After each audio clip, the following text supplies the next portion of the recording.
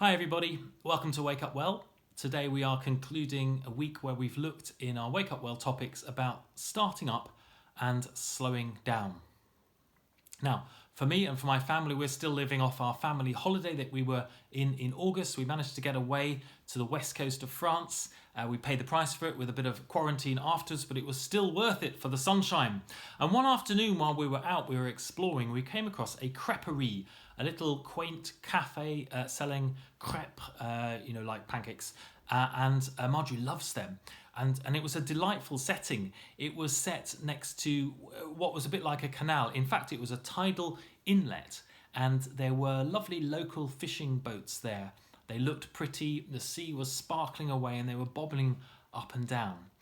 Unfortunately, the crêperie was full that afternoon, and so we asked them and we booked a space for the following night. Now, when we returned, there was actually rather a shocking scene to behold, because those boats that we'd seen gently bobbing in the breeze the night before were gone. They were in fact beached. There was no water left.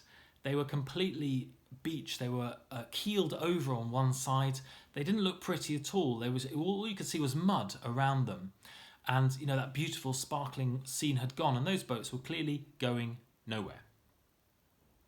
It was quite stark. It reminded me actually of a conversation that I had with a friend of ours from Sheffield one time. He was a business person.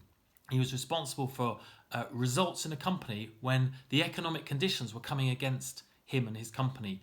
The prevailing conditions were meaning that the figures were going down. It wasn't looking great, but he was under pressure from his bosses to produce results, to turn the tide, as it were, to come up with good figures. And I remember him throwing up his hands one day to me and saying, "Nick, when the tide goes out, the tide goes out. There's just nothing you can do about it." It's just the same for those boats that day. And life sometimes has limiting seasons, doesn't it? You and I are in a limiting season right now because of COVID. There are times when we can't do what we always did, or when the things that once worked suddenly don't work for us anymore. There are times when the tide just goes out, and all of a sudden, you and I might feel like we're grounded, we're adrift. No, we're grounded.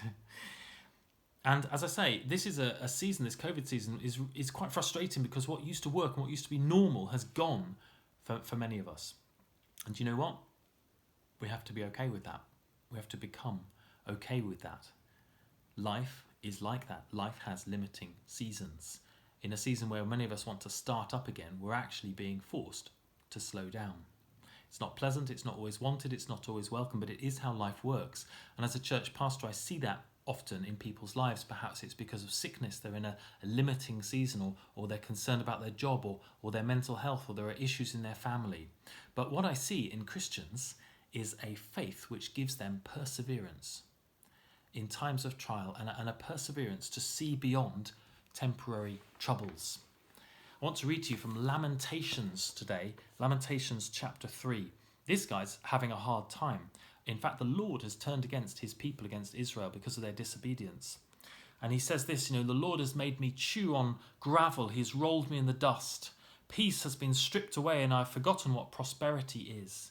I cry out, my splendor is gone. Everything I hoped for from the Lord is lost.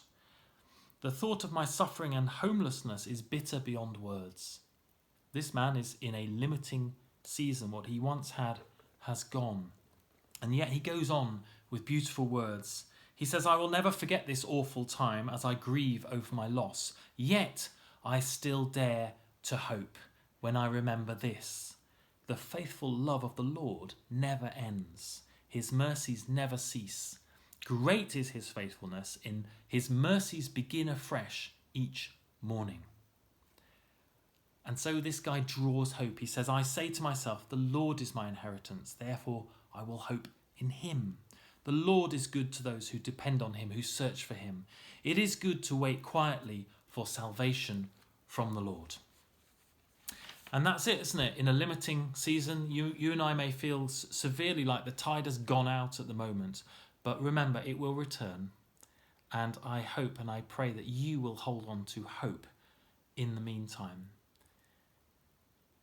Wait for the Lord patiently. He will return to you. I bless you this day.